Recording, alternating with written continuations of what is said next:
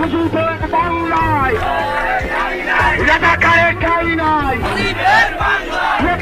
মুজিবের বাংলায় রাজাকারের ঠাঁই নাই। লেগেছে রে লেগেছে, রক্তে আগুন লেগেছে। শেখ হাসিনা আসবে, বাংলাদেশ আসবে। আবার ময়মনসিংহে ইউনূস হটাও দেশ বাঁচাও স্লোগানে ইতিহাস গড়ল আওয়ামী লীগের নেতাকর্মীরা।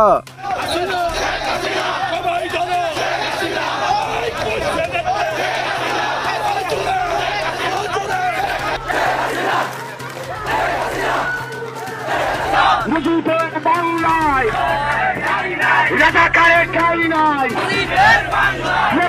মুজিব তোমায় দেখতে পাই লাল সবুজের পতাকায়। কে বলে রে মুজিব নাই, মুজিব সারা বাংলায়। শেখ হাসিনা আসবে, বাংলাদেশ আসবে।